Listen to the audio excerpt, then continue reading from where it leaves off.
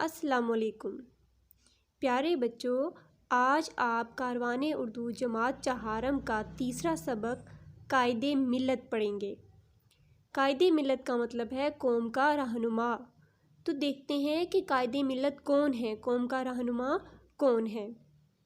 سب سے پہلے میں اس سبق کی پڑھائی کروں گی اور اس کے ساتھ مشکل الفاظ کے معنی بھی آپ کو بتاؤں گی، پھر اس کے بعد سوال جواب۔ تو ریڈنگ میں سٹارٹ کرتی ہوں، آپ نے خاموشی سے سننا ہے۔ جن لوگوں نے ہمارا پیارا وطن بنانے میں نہ صرف قائد اعظم کا ساتھ دیا بلکہ پاکستان کی خدمت کو اپنی زندگی کا مقصد بنا لیا، ان عظیم لوگوں میں ایک اہم نام لیاقت علی خان کا بھی ہے۔ لیاقت علی خان پاکستان کے پہلے وزیر اعظم تھے۔ پاکستان کے لوگ ان سے بہت پیار کرتے ہیں اور انہیں قائد ملت کے نام سے بھی یاد کرتے ہیں۔ قائد ملت کا مطلب میں آپ کو پہلے بھی بتا چکی ہوں، قوم کا رہنما۔ لیاقت علی خان 1 اکتوبر 1895 میں بھارتی پنجاب کے ایک ضلع کرنال میں پیدا ہوئے۔ آپ نے ابتدائی تعلیم گھر پر ہی حاصل کی۔ آپ کو اپنے مذہب سے بچپن ہی سے بہت لگاؤ تھا، بہت دلچسپی تھی۔ بچپن سے نماز پڑھنے اور روزہ رکھنے کا بہت شوق تھا۔ آپ کو ورزش اور کرکٹ سے بھی بہت دلچسپی تھی۔ فارغ اوقات میں کرکٹ کھیلنا آپ کا محبوب مشغلہ تھا، یعنی کہ آپ کی پسندیدہ سرگرمی تھی، آپ کا پسندیدہ کام تھا۔ میٹرک کے بعد آپ نے مومڈن اینگلو اورینٹل کالج میں داخلہ لے لیا۔ ایف اے اور بی اے سے بہت اچھے نمبروں سے پاس کیا۔ اس کے بعد اعلیٰ تعلیم کے لیے انگلستان چلے گئے۔ 1921 میں وہاں سے قانون کی سند حاصل کی اور وطن واپس آ گئے۔ آپ قائد اعظم محمد علی جناح کے قریبی دوست تھے۔ قائد اعظم کو بھی آپ پر بہت بھروسہ تھا۔ قائد اعظم نے فرمایا، گاندھی جی کے پاس بہت سے لوگ ہیں جن پر وہ تکیہ کر سکتا ہے یعنی کہ بھروسہ کر سکتا ہے، اعتماد کر سکتا ہے، امید رکھ سکتا ہے، لیکن میرے پاس صرف ایک آدمی ہے اور وہ ہے لیاقت علی خان۔ آپ نے پاکستان بنانے میں قائد اعظم کا ہر قدم پر بھرپور ساتھ دیا۔ یہی وجہ ہے کہ قائد اعظم نے انہیں ملک کا پہلا وزیر اعظم منتخب کیا۔ آپ نے اپنی اس ذمہ داری کو نہایت خوش اسلوبی سے انجام دیا، اچھے طریقے سے نبھایا۔ آپ نے ملک کی بہتری اور فلاح کے لیے بہت سے کام کیے۔ قائد اعظم کی وفات کے بعد بھی ملک اور قوم کی خدمت نہایت ثابت قدمی سے کی، یعنی کہ مستقل مزاجی سے لگے رہے اس کام پر۔ انہوں نے وزیر اعظم ہونے کے باوجود نہایت سادہ زندگی بسر کی۔ وہ کہا کرتے تھے، آرام و آسائش کی جتنی عادت ڈالو پڑ جاتی ہے، مناسب یہ ہے کہ اپنی ضروریات کو محدود کر لیا جائے۔ 16 اکتوبر 1951 کو آپ راولپنڈی کے ایک جلسہ عام سے خطاب کر رہے تھے کہ ایک ظالم شخص نے گولیوں کا نشانہ بنا کر شہید کر دیا۔ وفات کے وقت انہوں نے کلمہ پڑھ کر یہ دعا کی، اللہ پاکستان کی حفاظت کرے۔ کراچی میں آپ کی آخری آرام گاہ مزار قائد کے پہلو میں ہے یعنی کہ برابر ہے۔ قوم آج بھی قائد ملت کو نہایت عقیدت اور احترام سے یاد کرتی ہے۔ اور اب چلتے ہیں سبق کے سوال جواب کی جانب۔ سوال، قائد ملت کے کیا معنی ہیں؟ جواب، قائد ملت کے معنی ہیں قوم کا رہنما۔ دوسرا سوال ہے، کس بات سے اندازہ ہوتا ہے کہ قائد اعظم محمد علی جناح کو لیاقت علی خان پر بہت اعتماد تھا؟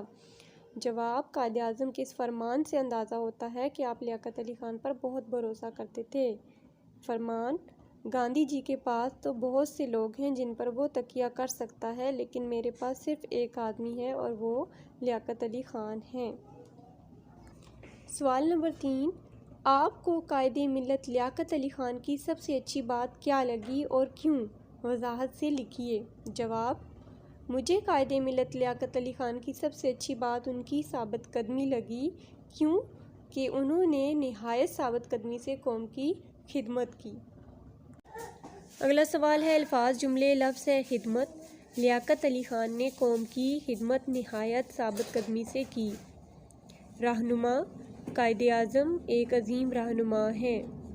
مشغلہ: لیاقت علی خان کا پسندیدہ مشغلہ کرکٹ کھیلنا تھا۔ خوش اسلوبی: ہمیں اپنی ذمہ داریاں خوش اسلوبی سے انجام دینی چاہیے۔ احترام: قوم آج بھی قائد ملت کو نہایت عقیدت اور احترام سے یاد کرتی ہے۔ سوال نمبر 3 ہے، لقب کو درست شخصیات سے ملائیے۔ تو ایک سائڈ پہ القاب ہیں اور دوسری سائڈ پہ شخصیات ہیں۔ تو آپ سب سے پہلے لقب کی تعریف جاننا آپ کے لیے بہت ضروری ہے۔ تو کسی بھی شخص کی خوبی یا خاص عادت کی وجہ سے اسے جس خاص نام سے پکارا جائے وہ نام لقب کہلاتا ہے۔ ٹھیک ہے، میں نے آپ کو پچھلے لیکچر میں بھی بتایا تھا، حضرت ابوبکر کی مثال دی تھی کہ ان کا لقب جو ہے وہ صدیق ہے، ان کے سچ بولنے کی وجہ سے۔ سب سے پہلا لقب جو ہے وہ ہے قائد ملت، اور یہ لیاقت علی خان کا لقب ہے۔ اس کے بعد ہے قائد اعظم جو محمد علی جناح کا لقب ہے۔ اس کے بعد ہے مادر ملت، محترمہ فاطمہ جناح کا لقب ہے یہ۔ پھر ہے محسن پاکستان، یہ ڈاکٹر عبدالقدیر خان کا لقب ہے، اور شاعر مشرق علامہ اقبال کو کہتے ہیں۔ اب سوال نمبر 4 ہے، مثال کے مطابق خط کشیدہ لفظ کی جمع بنا کر ضروری تبدیلیوں کے بعد جملہ دوبارہ تحریر کیجیے۔ مثال انہوں نے دی ہے، اس کا مقصد نیک ہے، یہ واحد ہے۔ اب اس کی جمع کیسے بنے گی؟ اس کی جگہ ان، کا کی جگہ کے، مقصد کی جگہ مقاصد، نیک کا نیک ہی رہے گا، اور ہے کی جمع ہے، ان کے مقاصد نیک ہیں۔ الف ہے، لیاقت علی خان نے ملک کے لیے خدمت انجام دی۔ تو اس کا جملہ ہوگا جمع کی صورت میں، لیاقت علی خان نے ملک کے لیے خدمات انجام دیں۔ بے ہے، اس کا مشغلہ دلچسپ تھا۔ مشغلہ واحد ہے، اس کو اب جمع کی صورت میں کریں گے تو کیا ہوگا؟ اس کے مشاغل دلچسپ تھے۔ مشغلہ کا جمع ہوگا مشاغل۔ جیم، قوم اپنے ملک سے پہچانی جاتی ہے۔ قوم کی جگہ اقوام، اور ملک کی جمع ہو جائے گی ممالک۔ اقوام اپنے ممالک سے پہچانی جاتی ہیں آئے گا، ٹھیک ہے۔ دال، میں نے شہید کا مزار دیکھا۔ شہید کی جگہ شہداء، اور مزار کی جگہ مزاروں۔ میں نے شہداء کے مزاروں کو دیکھا۔ ہے، اس کی عادت بہت اچھی ہے۔ عادت کی جمع ہوتی ہے عادات۔ اس کی عادات بہت اچھی ہیں۔ پیارے بچوں، اب میں آپ کو بتاؤں گی کہ سوانحی خاکہ کیا ہے اور کیسے لکھتے ہیں، اور لیاقت علی خان کے بارے میں ہم ایک سوانحی خاکہ لکھیں گے۔ سوانحی خاکہ کسی شخص کے بارے میں اہم معلومات فراہم کرتا ہے، یعنی کسی شخصیت کے بارے میں معلومات فراہم کرتا ہے، اور شخصیت کی زندگی کے اہم پہلو ایک نظر میں سامنے آ جاتے ہیں۔ یہ لیجئے سوانحی خاکہ، اس میں دیکھیں سارے پوائنٹس لکھے ہوئے ہیں، مین پوائنٹس ہیں، اور ان کو دیکھتے ہی ہمارے مائنڈ میں ساری باتیں جو ہیں وہ فوراً سے آ جاتی ہیں اس شخصیت کے بارے میں۔ تو لیاقت علی خان کا سوانحی خاکہ میں سب سے پہلے ہے اصل نام کی ہیڈنگ، اس میں آپ لکھیں گے کہ پاکستان کے پہلے وزیر اعظم لیاقت علی خان ہیں، اور ان کا لقب قائد ملت ہے۔ پھر جو نیکسٹ پوائنٹ ہے وہ ہے ولادت، تو ولادت میں آپ لکھیں گے لیاقت علی خان 1 اکتوبر 1895 میں بھارتی پنجاب کے ایک ضلع کرنال میں پیدا ہوئے، اور اس سے اگلی ہیڈنگ ہے بچپن کے مشاغل۔ تو اس میں آپ لکھیں گے کہ آپ کے بچپن کے جو مشاغل ہیں وہ ہیں ورزش کرنا اور کرکٹ کھیلنا۔ اس کے بعد آپ کی تعلیم کی ہیڈنگ آتی ہے، جس میں آپ ان کی تعلیم کے بارے میں بتائیں گے، اور بتائیں گے کہ آپ نے ابتدائی تعلیم گھر پر ہی حاصل کی، پھر آپ نے میٹرک کے بعد مومڈن اینگلو اورینٹل کالج میں داخلہ لیا، ایف اے اور بی اے میں بہت اچھے مارکس لیے، اور اعلیٰ تعلیم جو ہے وہ آپ نے انگلستان سے حاصل کی۔ پھر ہے اس کے بعد نیکسٹ ہیڈنگ پاکستان کی خدمت۔ اس میں آپ لکھیں گے کہ آپ نے ملک کی بہتری اور فلاح کے لیے بہت سے کام کیے، اور قائد اعظم کی وفات کے بعد بھی ملک اور قوم کی خدمت نہایت ثابت قدمی سے کی۔ نیکسٹ ہیڈنگ ہے اہم عادات۔ تو اہم عادات میں آپ لکھیں گے کہ وزیر اعظم ہونے کے باوجود نہایت سادہ زندگی بسر کی آپ نے، اور آپ کہا کرتے تھے کہ آرام و آسائش کی جتنی عادت ڈالو پڑ جاتی ہے، مناسب یہ ہے کہ اپنی ضروریات کو محدود کر لیا جائے۔ پھر ہے وفات۔ تو وفات میں آپ لکھیں گے کہ 16 اکتوبر 1951 کو آپ راولپنڈی کے ایک جلسہ عام سے خطاب کر رہے تھے کہ ایک ظالم شخص نے گولیوں کا نشانہ بنا کر آپ کو شہید کر دیا۔ وفات کے بعد آخری الفاظ میں آپ لکھیں گے کہ وفات کے وقت انہوں نے کلمہ شہادت پڑھ کر یہ دعا کی، یعنی کہ ان کے آخری الفاظ یہ تھے کہ اللہ پاکستان کی حفاظت کرے۔ اگلی ہیڈنگ ہے آخری آرام گاہ۔ تو اس میں آپ لکھیں گے کہ کراچی میں آپ کی آخری آرام گاہ مزار قائد کے پہلو میں ہے۔